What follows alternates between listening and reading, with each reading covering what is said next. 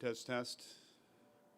Okay, I believe we're ready to get this started, and I wanted to. Wow, what a great crowd today. Thank you all very much for coming this morning. My name is Jim Davis. I'm the fire chief of the Canby Fire District, and it's an honor for us to host September 11th, 2001, 20th year anniversary. First of all, before I get started, I do want to do a few introductions. We have House Representative from Canby, Christine Drazen.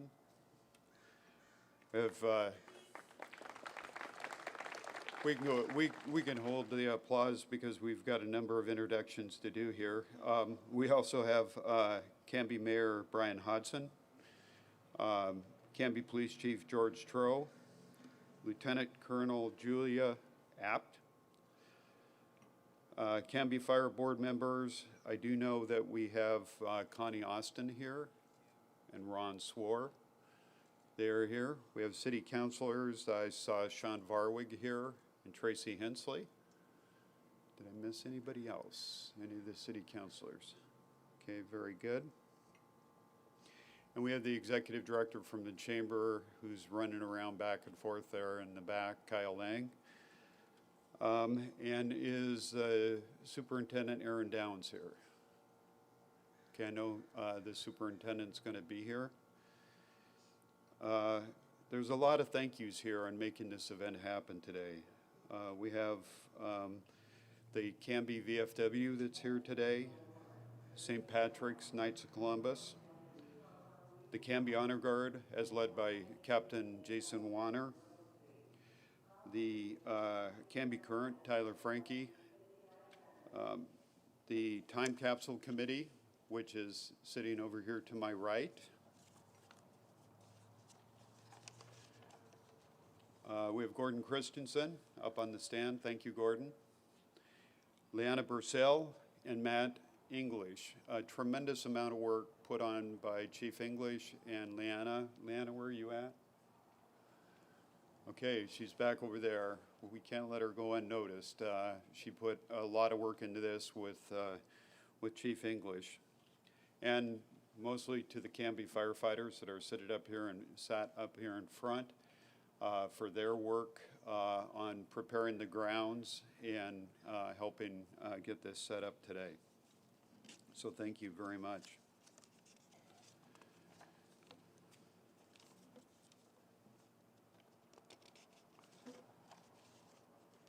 Okay, we're going to start off with the presentation of colors by Captain Waner and the Knights of Columbus.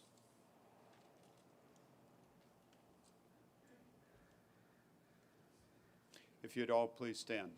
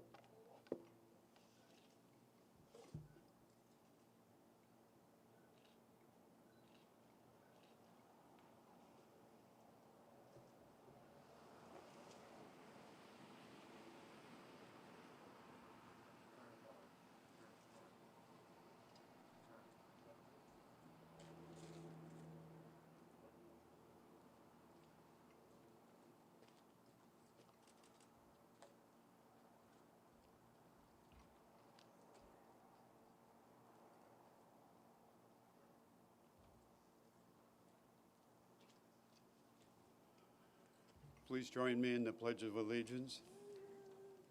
I pledge allegiance to the flag of the United States of America and to the republic for which it stands, one nation, under God, indivisible, with liberty and justice for all. Thank you. If you'd remain standing, I'd like to call on Fire Department Chaplain Jerry Geiger.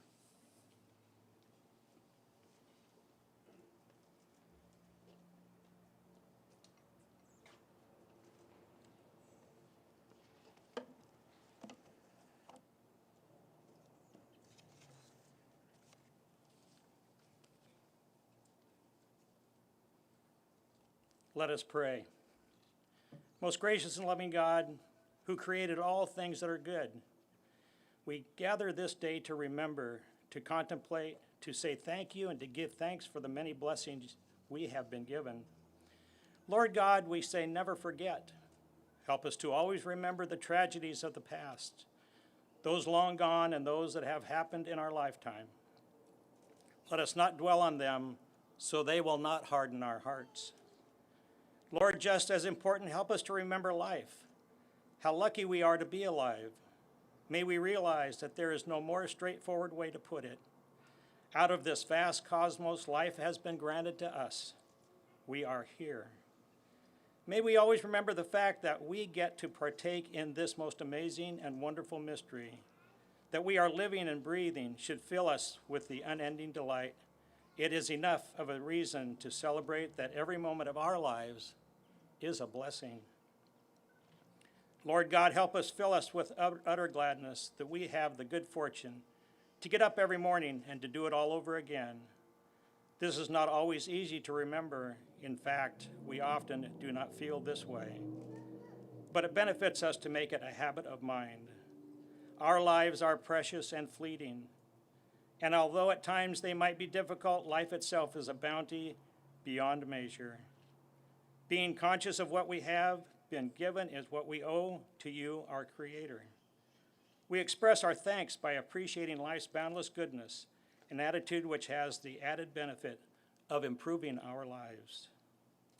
The urge towards life surrounds us. We see it in the budding of leaves in the spring, the sun coming up every morning, the planet without question revolving in its orbit, a child that is born, and the reach of a person in need. These things remind us in the apparently routine affairs of everyday life that we are part of a great, great miracle. Equally so, it's a splendor as it is in simplicity. It is also significant and in its most minor aspects. So Lord, we ask you always help us to keep in mind and pray for those that make life what it is. Our first responders, fire, police, dispatchers, military, and many others. Those that respond in a time of need and remain until they have completed the task at hand. We owe them a significant amount of thanks and gratitude. May we always remember that events caused by evil can happen at any time without warning. In light of knowing this, these men and women will always respond to the needs of others without question.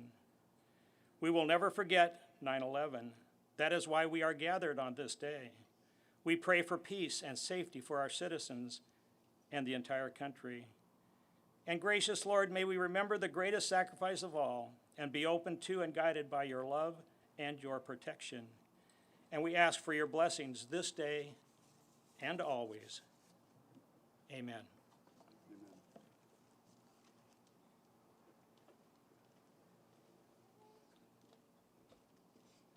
Thank you, Chaplain Geiger. We now have a 9/11 video. I believe we need to adjust a mic up here. So we've got our help to adjust these mics and to show the video.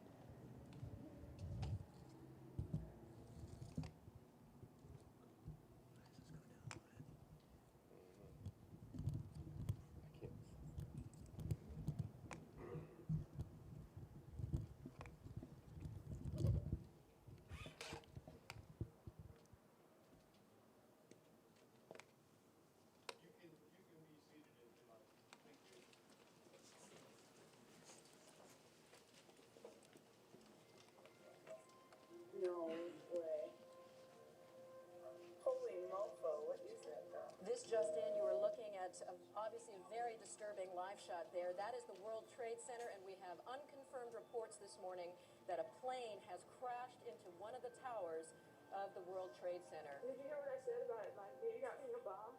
Because, like, it's up high, Mom. It's unbelievable. It woke us up. Well, you can see these pictures. It's obviously something devastating has happened. And again, unconfirmed report that a plane has crashed into one of the towers there. We are efforting more information on this subject as it becomes available to you. Oh my God! Oh my God! What? Oh my God! It's terrorist activity! What do we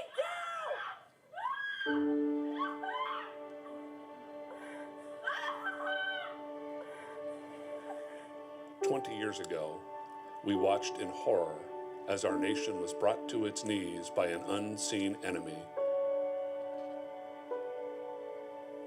In the blink of an eye, thousands of innocents died, and the course of world history changed forever. Never forget, we told ourselves, and in some ways, that was easy to do. How could we ever forget the things we saw and felt on the day that the world, as we had always known it, ceased to exist? But what about those who came after? How do they remember things they never saw? How do they understand things they were not there to experience? How do we pass the lessons of 9/11 on to a new generation? The answer is as simple as it is profound. We have to tell them about it. I was getting the kids ready for school, and I was doing my daughter's hair, and she was sitting on the bed watching the TV with me, and she said, "What movie is this?" And I said, "It's not a movie, honey. Something really bad is happening." I remember my dad was just sitting there, and he had this really serious look on his face, and he said, "You know, this changes everything for us." And I'll never forget him saying that. And I said, "What do you mean?" He's like, "Emil, these are Middle Eastern people. Like, this is going to be bad for us." And then the fear started coming in. And now I'm wondering, okay, so what's next? Is it Portland, or is it what's next? There's a lot of unknown. And I think that's kind of why we just kept going. There wasn't really a protocol for what to do when something like that happens. So It has impacted me greatly. I knew the pilot that hit the Pentagon, and it was very traumatic for me. A lot of us were not prepared for that. We weren't trained for that. Feeling of dismay, sadness, because as firefighters, I knew when I saw that first World Trade Center Tower 1 collapse, knowing that we had just lost many brothers and sisters in the fire service. It was that morning I was like, "Dad, I'm gonna go fight in this war." And he's like, "I know you are. I don't want you to, but yeah." From the creators of the Canby Current, Now Hear This Canby, and CanbyFirst.com comes a local, intergenerational storytelling project unlike anything you have seen before, featuring more than 40 first responders, military service members, faith and civic leaders, teachers, students, professionals, parents, children, and ordinary citizens, representing a diverse mosaic of experiences and perspectives, and remembering the events of 9/11 through the lens of the Canby community. Real stories, real people, the 9/11 Project, coming September 2021.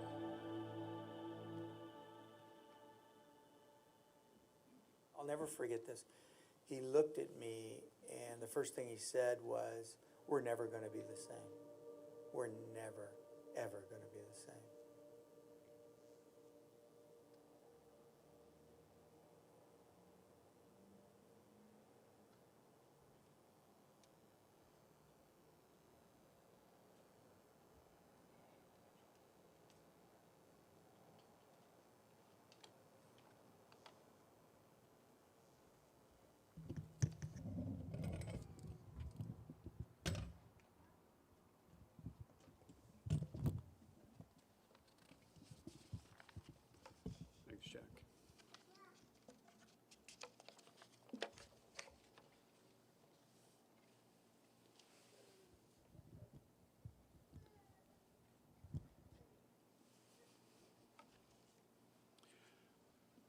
On the morning of September 11th, 2001, Americans experienced the worst attack on American soil in the history of the country.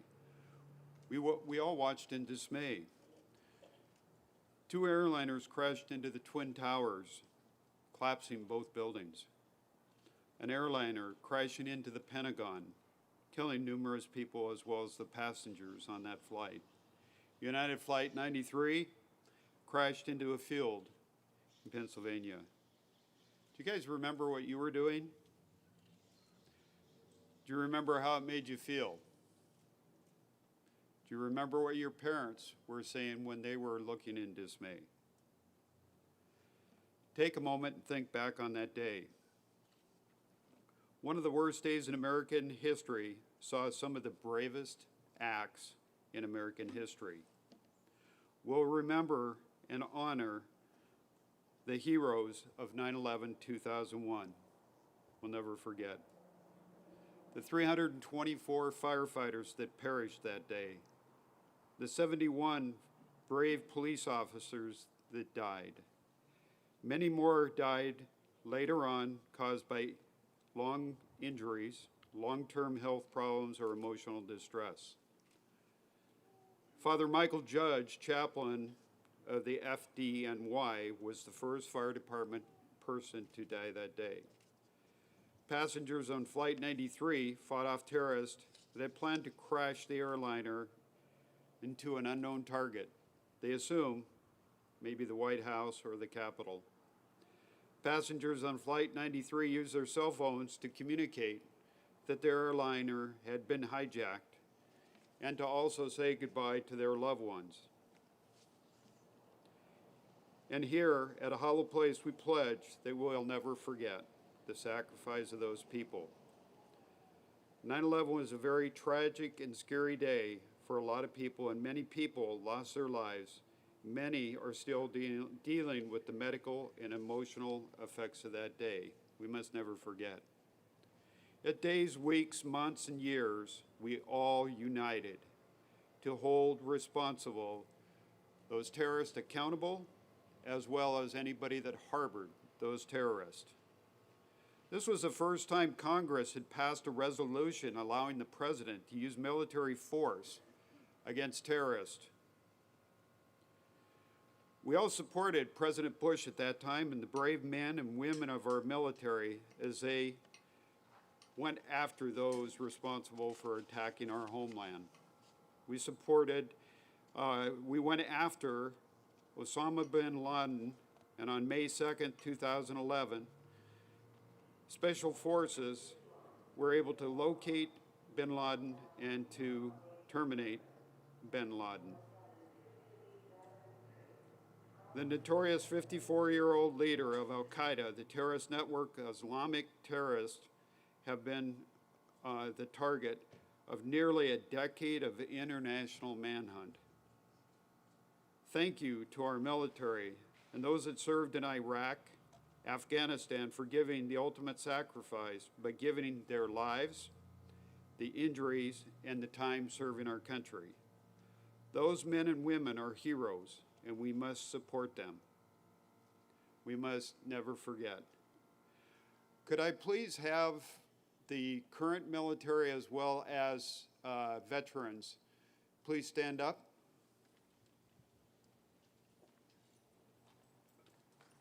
Let's give them a hand.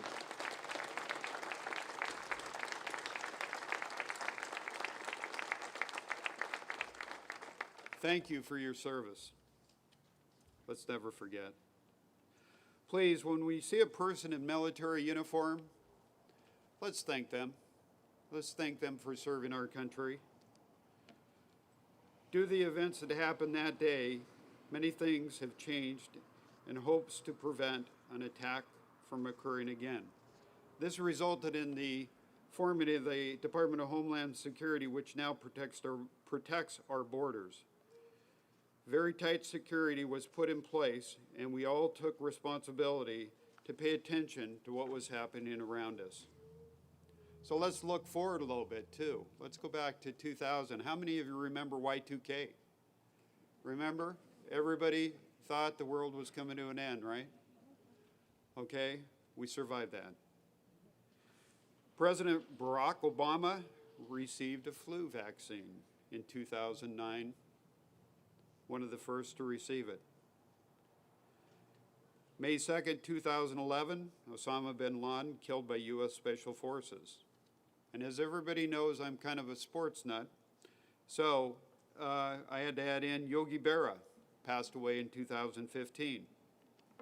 August 2nd, 2018, Apple became the first American public listed company to reach $1 trillion in value.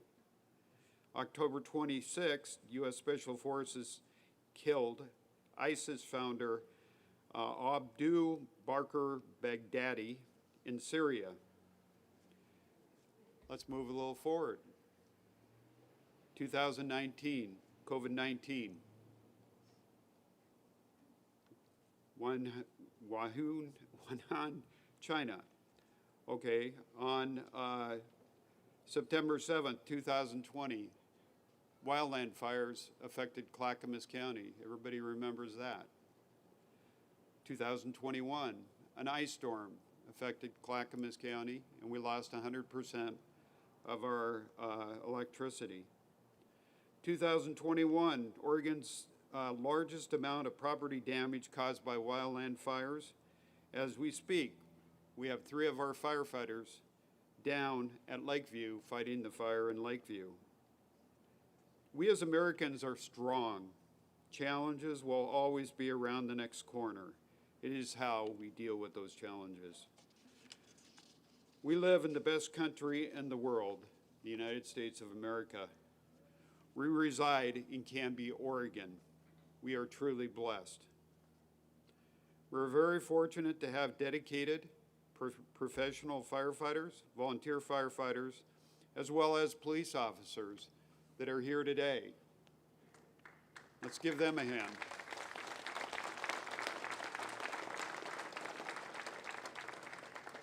Every day, these firefighters, police officers, go out not knowing what that day is going to bring, but they're willing to put themselves at harm's way for protecting the public. Thank you for yours, sir. Thank you.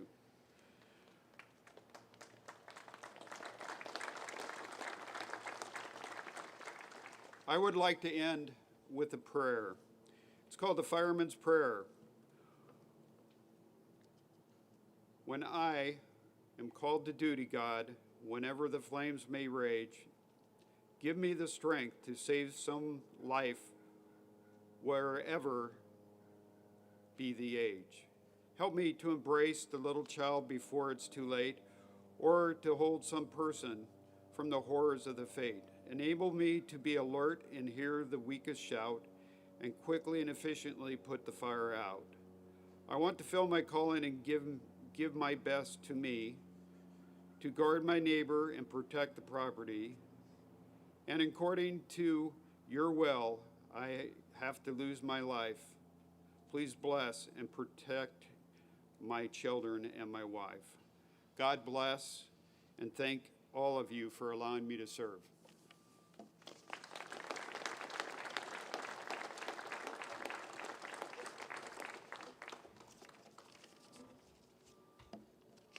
Okay, I'd now like to call on Canby Police Chief George Trope.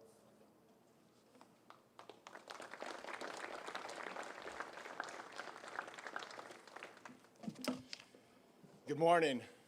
Thank you all for being here this morning.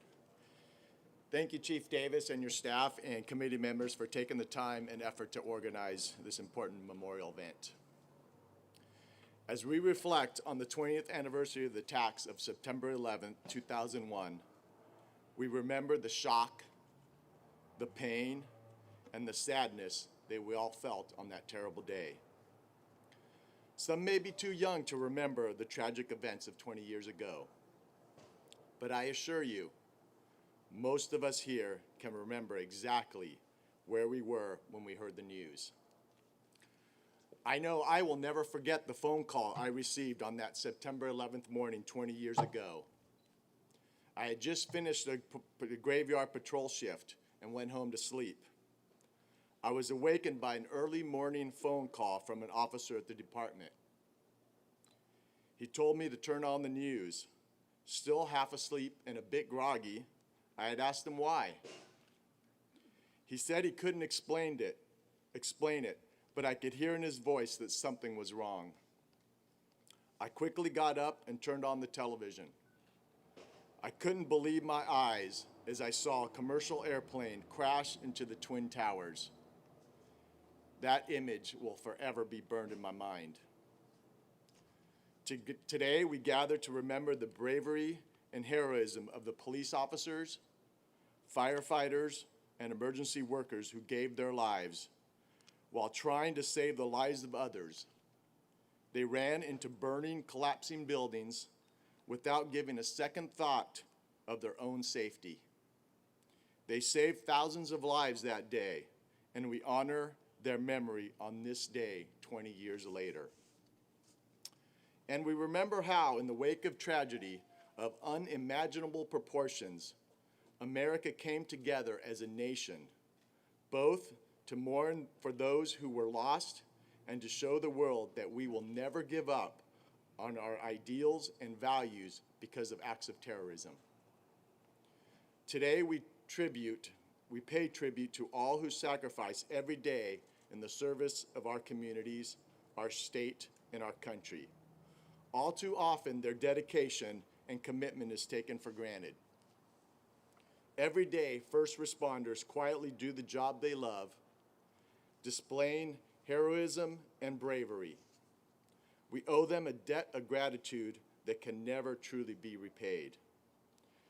For your dedication and commitment, we salute you. You are truly our heroes. My deepest sympathies go out to the friends and families of everyone who died during the attacks. We grieve for their lives lost and the loved ones they left behind. We will not forget. In a time where our nation seems more divided than united, let September 11th also be a reminder to come together, put aside our differences, strive for peace, and show compassion to our neighbors. As citizens, we can make a difference in the attitudes and values of our society. Thank you.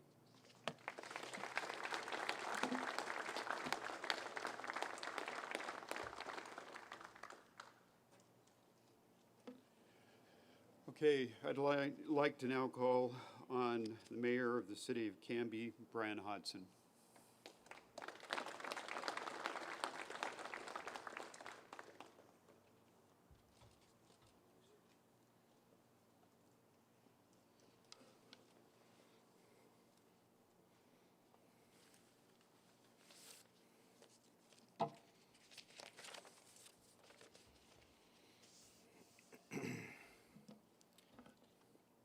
Good morning.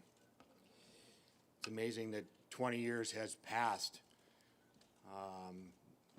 Listening to, I didn't get to see the video, but listening to it off to the left here, the emotions are strong still to this day. It can be a bit overcoming. I think back 20 years ago, I wasn't married, I didn't have kids. I was thinner, had more hair. Canby was a different place. Our world was a different place.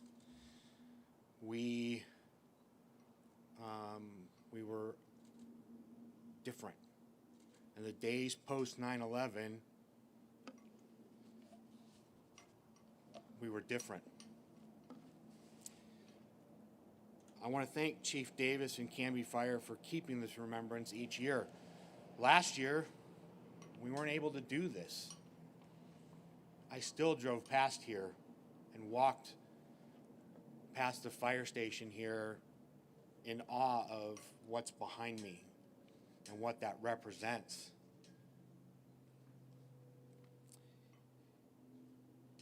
The idea and the concept of a World Trade Center began in 1942, and planning efforts increased after our Second World War. This urban renewal project was launched to keep Lower Manhattan as the nation's financial center. Construction began in August of 1968 for the North Tower, and the South Tower began in January of 1969. The buildings were dedicated on April 4th, 1973. When completed, the Twin Towers would be the first and second tallest buildings in the world.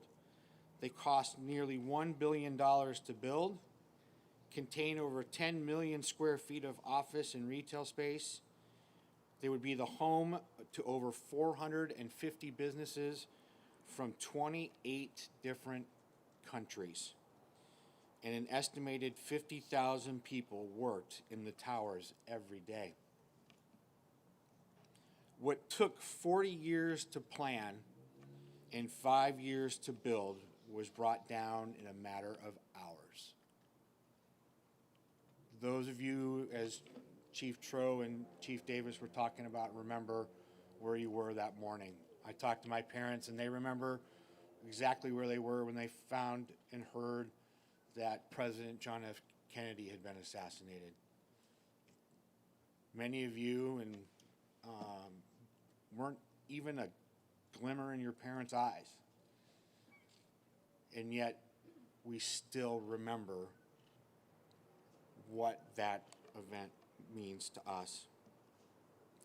Those employed there and visiting that died totaled 2,606 people. Moms, dads, aunts, uncles. Firefighters that raced toward a fiery hell that died that day totaled 343. Law enforcement officers killed were 71. And today, many first responders are still dealing with the effects of this day, emotionally, mentally, and physically. 20 years have passed. Our lives are different, and many have moved on and hardly give a thought to what today means. And the turnout here today is impressive, and I thank you all for coming here today to be a part of this. A new building stands now where two once stood, and this day always puts me in an emotional roller coaster still. I still go through anger, disbelief, but mostly sadness on a day like today. But I'm also hopeful that we can, as a country, be as we were the days following this attack. So hope also runs through me and always will. The days following 9/11, Chief Tro encapsulated it very well, turning on the TV and being in just awe. I thought my roommate was watching a movie as well. And he had told me, like, no, we've been attacked. I watched as the second tower came down. I had to work that day and go and tell a classroom full of people that I was training that day that and many of them hadn't heard that we'd been attacked and that the buildings had fallen. And so to tell people not too much younger than me what had just occurred. To race home back to, at the time I worked for just a small coffee company, and had to tell the entire team that we were closing up for the day. Go home, be with your families. We'll regroup and come back tomorrow. And we did. And the biggest piece that I can talk about then, as I can talk about now, is the human connection. We are so in need of the human connection, physically, emotionally, mentally. Back then, when this event occurred, people thrived and struggled and at the same time just needed to be heard and felt. People gathered. We connected with people we hadn't seen in a while. But the human connection is what brought us and made us stronger. Today, more than ever, in the world of fast headlines and social media, the human connection, a real human connection, a face-to-face conversation is so paramount in our lives. So take a moment today, remember the day, thank our men and women in uniform, our first responders, our soldiers who we have had thousands lost and wounded in this battle against terror. Please take a moment, reach out to a family member that you haven't talked to. Be that human connection today of all days. Thank you all for being here. I really appreciate it. God bless you and God bless our country.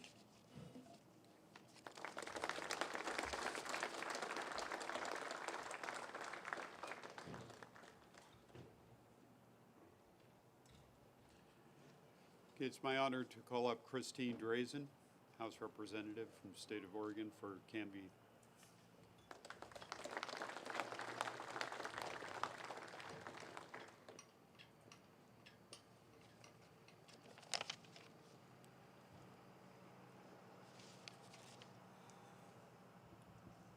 Good morning. It's good to be here with you guys. I'm going to quickly tell a story about one of the terrorist attacks that we haven't talked about yet today.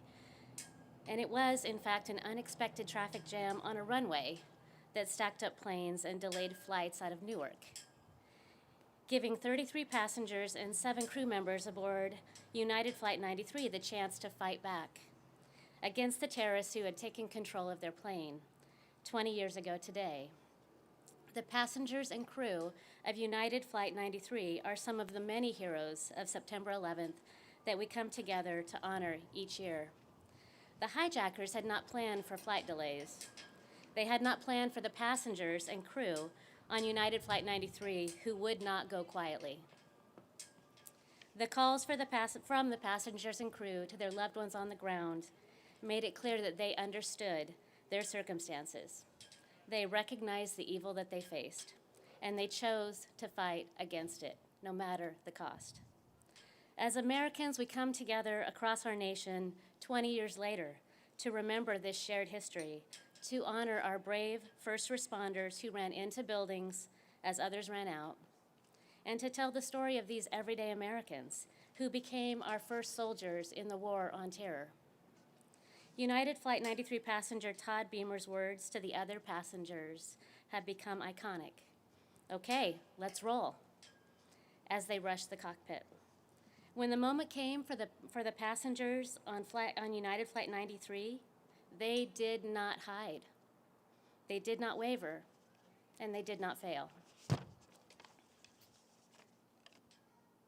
We need this day to remind us of the values and virtues that represent the high ideals which Americans have chosen to pursue, often imperfectly, for generations. We come together today to thank those who on that horrific day stood in the gap for all of us and put service and sacrifice above self.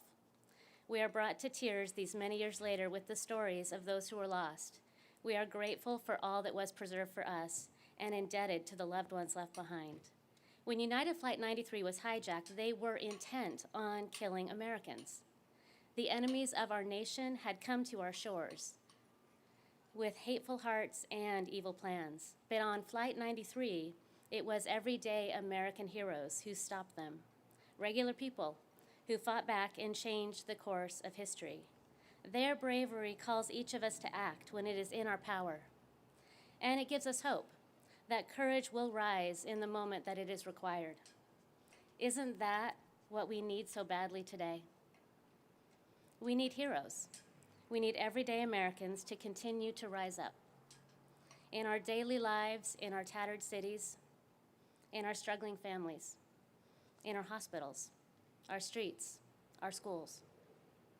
So we call to the brave. We hold out hope for the courageous. Bring us together. Change the course of history. Give us new stories. Remind a new generation of what it means to be Americans. The future does not belong to the enemies of democracy or the antagonists of American unity. It belongs to us, to the ones who believe in our national values of freedom, equality, and liberty for all, who are willing to stumble as they press on and tread a rocky, imperfect path to a more perfect union. It will not be politicians who save the day. It will be Americans. It will be Americans who shape the course of history with 1,000 private decisions that are brave and peaceful and generous and kind and good. The cause of destruction and the venom of hate cannot stand against individuals and a nation united, committed to the just cause of liberty and freedom, preserved only through sacrifice, courage, and integrity from one generation to the next. As we honor and remember the events of September the 11th, 2001, I am grateful for those passengers on Flight 93 who sacrificed all to preserve the cause of freedom. And for those in the fire service and our first responders that are here today, we are grateful for your service. Today and every day, thank you for choosing work that saves lives, protects people, and holds the fabric of our community together during times of uncertainty and loss. You are there when we need you the most. We uphold and honor the ideals and standards by which you serve. We need more of you in our midst, especially now when we cannot seem to steady ourselves. When the health of our families and neighbors has been placed in weary hands, we need you. Please stay strong and stay the course. We need you to continue to choose courage over comfort, knowing that all who do so and make the choice at personal risk to yourselves and your families. In this past year and a half, you have been called on to move forward once again as others have pulled back. And by doing so, you have worked to keep us safe and give us hope. On the days as Americans when we face struggles, emergencies, conflict, and loss, whether or not that's within our state, our nation, or our community, if the circumstances threaten to overcome us, we need to remember we are not alone. When the moment comes and we are called to serve, we will stand and fight for each other, whether that is our first responders or whether or not it is everyday Americans. September 11th reminds us, no matter the fight, we will not hide, we will not waver, and we will not fail. Thank you.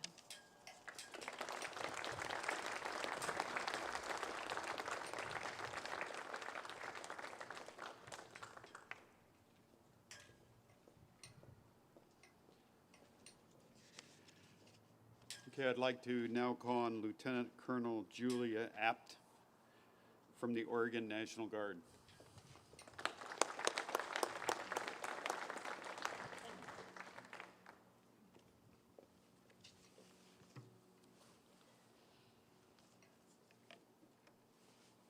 Good morning. Let me first start off by saying thank you to the Canby Fire District, my fellow speakers, and the whole Canby community for coming together despite current obstacles to commemorate this day.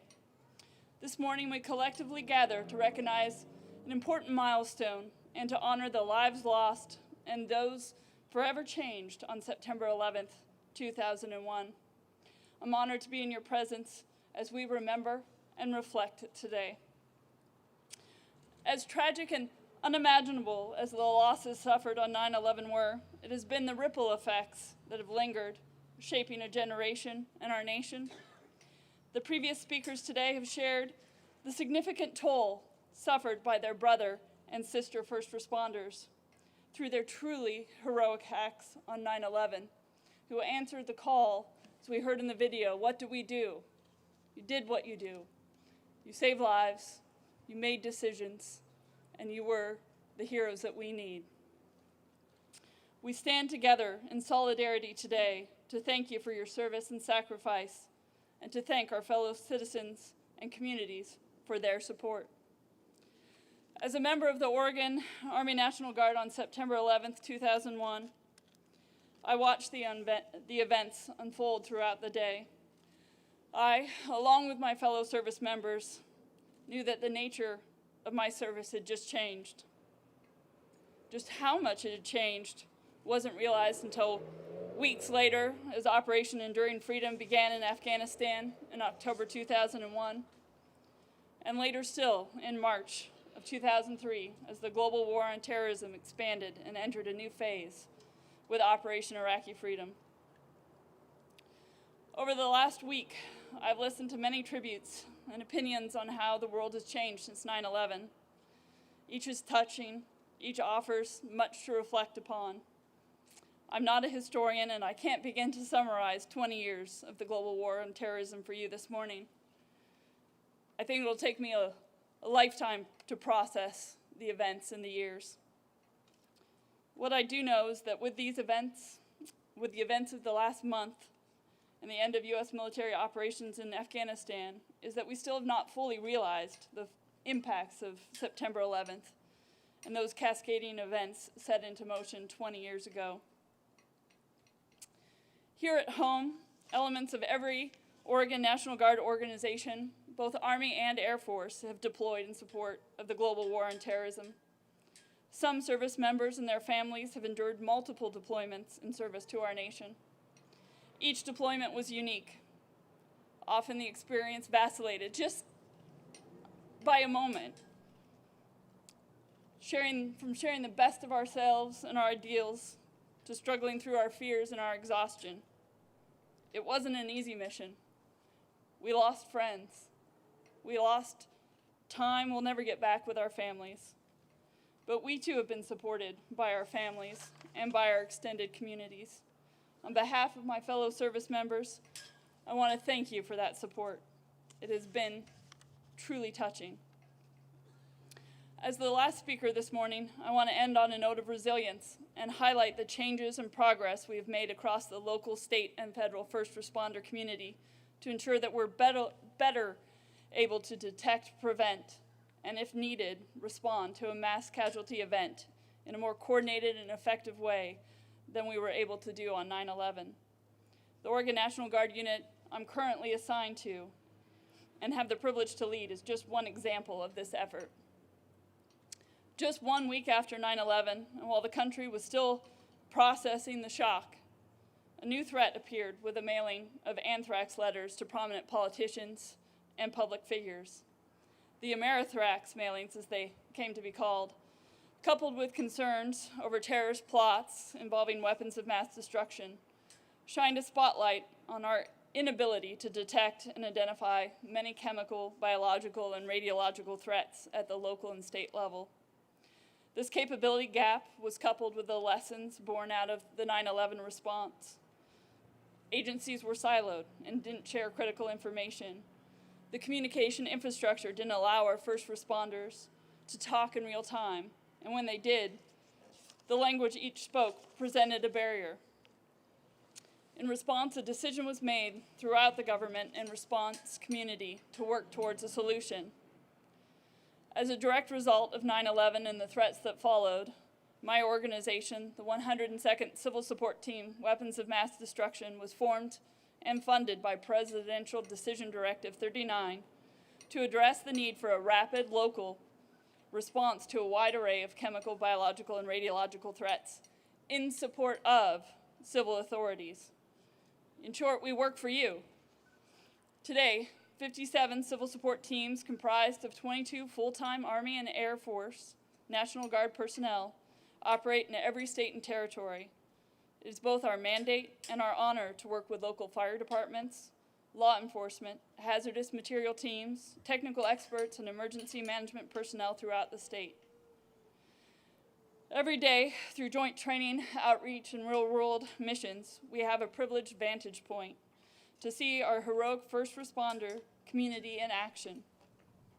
What we see is the dedication of Oregon's first responder community.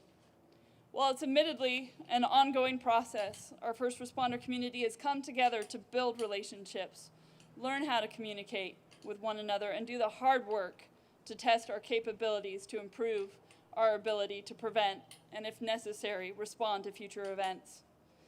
They do this to ensure the safety of our citizens and our communities, but they also dedicate themselves to this effort to pay tribute to those lost 20 years ago so that their loss is not in vain, and to ensure that the hard lessons learned during the 9/11 response and its aftermath keep pushing us forward to make us stronger and more resilient. In this, we're unified.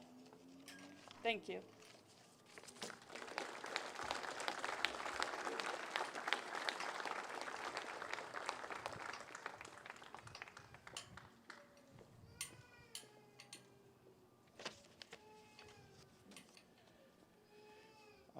Before we move on to the bell ceremony, I just want to take a moment. The trailer that was on earlier is a tremendous amount of work put on by Tyler Frankie and his team to produce in remembrance of 9/11. But not only that, to do the history of 9/11 that can be used in schools for students to continue to learn what 9/11 is. So with that, there's a full production. It aired last night, and it's airing again tonight over at the Fine Arts Center over at Canby High School, and it starts at 6 p.m. So if you want to see the entire documentary, then you can go over to the Canby High School and watch it. So thank you very much. I would like to now call on Division Chief Matt English for the bell ceremony.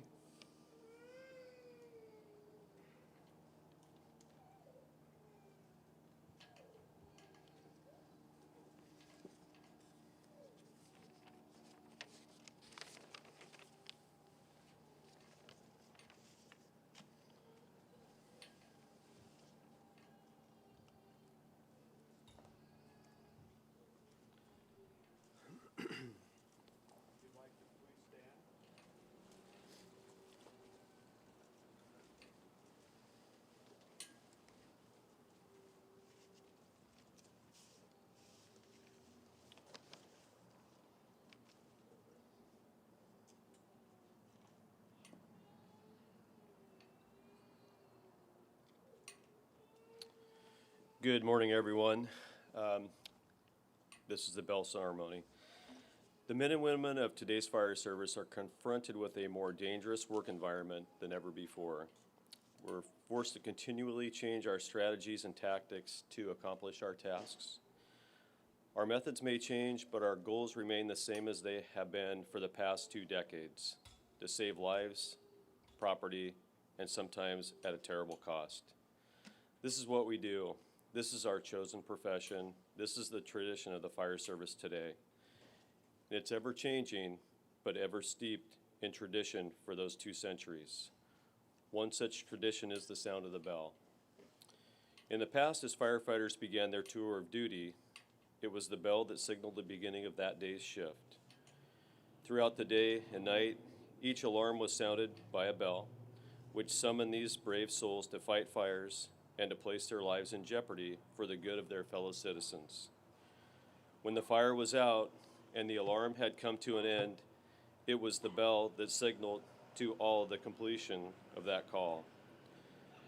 When a firefighter had died in the line of duty, paying the supreme sacrifice, it was the mournful toll of the bell that solemnly announced a comrade's passing. We utilize these traditions as symbols which reflect honor and respect of those who have given so much and who have served so well. To symbolize the devotion that these brave souls had for their duty, a special signal of 3 rings, 3 times each, represents the end of the comrade's duty and that they will be returning to quarters. And so, to those who have selflessly given their lives for the good of their fellow man, their tasks completed, their duties well done, to our comrades, their last alarm, they are going home.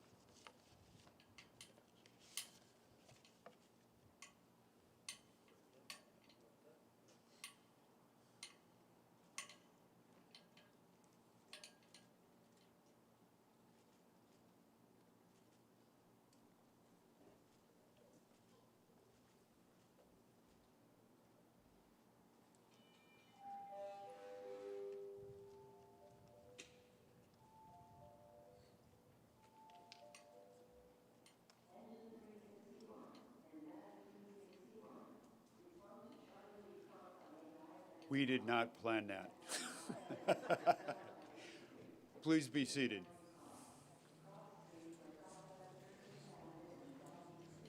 That concludes the 9/11 ceremony, but now it's our honor to recognize the time capsule in regards to the opening of the time capsule. So with that, I'm going to have Chief English come up and introduce the speakers for the time capsule.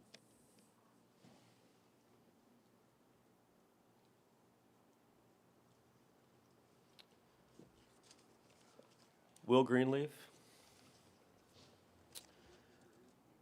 This is Will Greenleaf, and he is going to give you a synopsis of the time capsule and how he was involved with this, and then the time capsule committee, which you're going to see on your left here. We're going to open this for the first time here right now for anybody to see. So, Will, would you like to speak? Okay. Good morning. We're almost done. My name is Will Greenleaf. And 20 years ago, I was a middle school teacher at Ackerman Middle School. And a teacher's job, well, first I want to tell you there's two things I'm here to offer you today. But a teacher's job is more emotional than you would guess. You think that we're there to teach about how to train, but especially in middle school. When you're 13 or 12 or 14, you're just a bundle of emotions wrapped in skin. And beginning of the school year in September is a time of binding ourselves together and trying to give them inspiration for the year and what we're going to do. Now, a 13-year-old gets confused easily. It's a confusing age. So, on that September morning, as I was still learning my students, we had this horrific, gut-wrenching event happen. And the kids came up with this. So I have the committee here, and we're going to open up the time capsule we put in. We dug it up yesterday, and take a look at it. So this is our first offering. We want to show you what's inside. So ladies, you may go ahead and open it up. Do you need help pulling that lid off?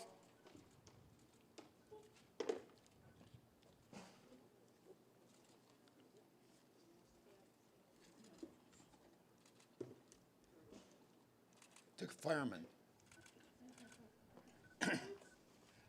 So this time capsule comes with a question. Those kids 20 years ago were trying to understand what was going on. Their parents, their teachers, all the adults were acting differently. And they wanted to ask a question of the future. And so that's what this time capsule represents. And the question is do you remember? Do you remember what it was like? What it felt like? So for that year, they worked and decided what items to put in. We're going to take these items and put them on display at the public library here in town. And everyone will have a chance to come and look at them. Then it'll return here, and another task will begin. And that's the second thing I have to offer you today. And that is, it is now your chance to communicate to the next generation 20 years hence. What do we have to say to them? What do we remember and what do we feel? How do we interpret this? So these ladies here and some gentlemen are on the committee are looking for community members to join us and figure out how should we respond. So we're going to reinter all of the items and add a few more.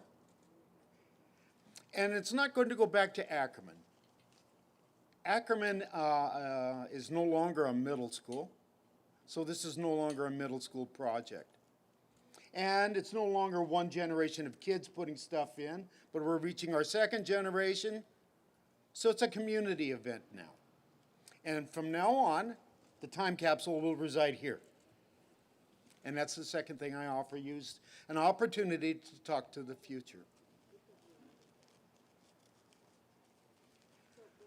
Yes? All right, so I put this down. You want to take a look at, oh my. So here, let me share some of this. This is a newspaper. We don't even have these daily newspapers anymore. This is a newspaper from September 12th. Without all of the answers yet. Lots of confusion. What else have we got? Oh my.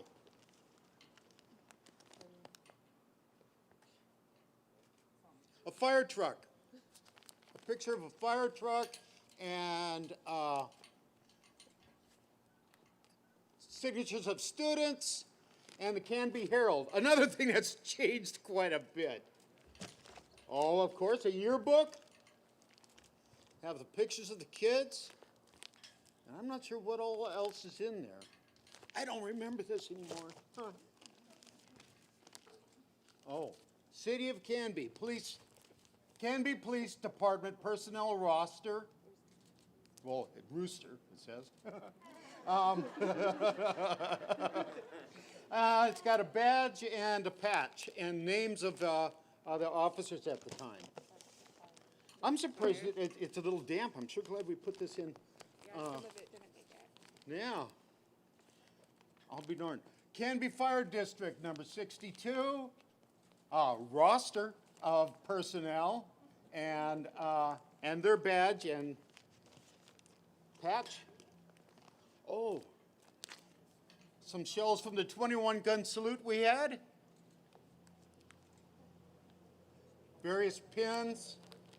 It looks like some signature stuff. We're going to have to carefully open this up and get some people to know how to take care of it. I feel it's wet. I'm surprised. I'm so glad I put it in plastic. Yeah, some of this stuff didn't make it though. Some of this had to go plastic. All right, so we've got some DVDs that students made. We'll have to put those out somehow, maybe on YouTube or something. Peace movies. First anniversary? And, oh, this is, the reason it's not sealed is it was the morning of the first anniversary. So this would have been the day that this was put in.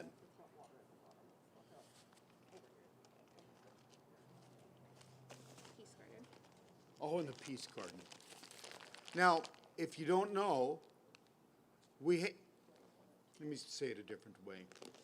There are different ways to teach and different ways to learn.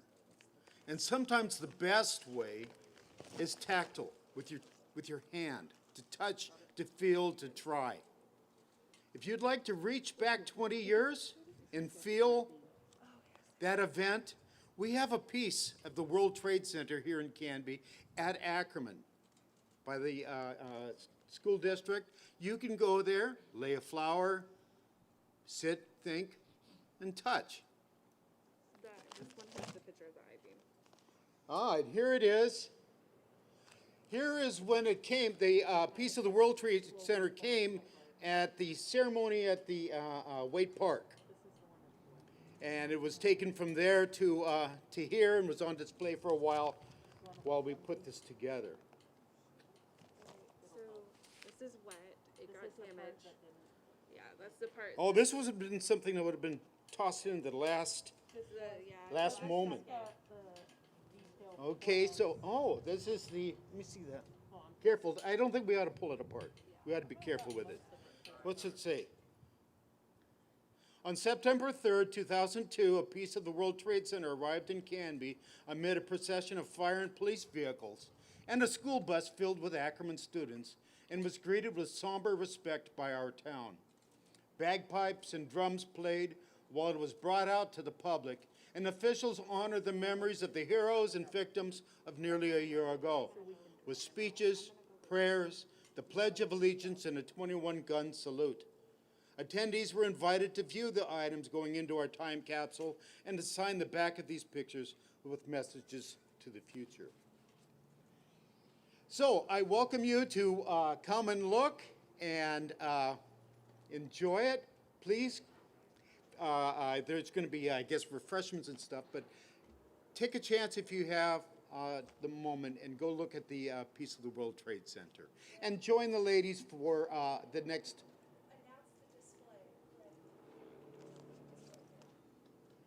I did, but yeah, it's going to be on display here after, what, 2 weeks at the library?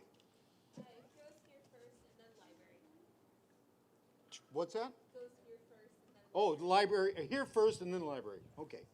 All right. Thank you, Chief.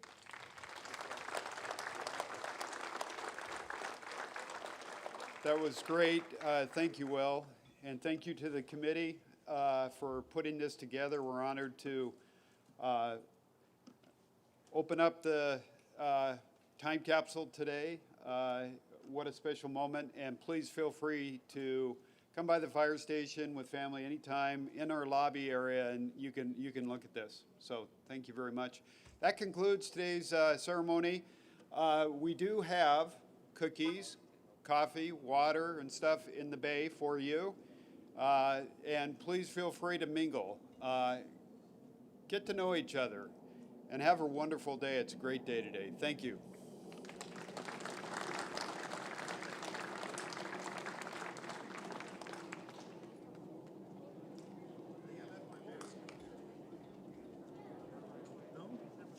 Okay. I lost my mask.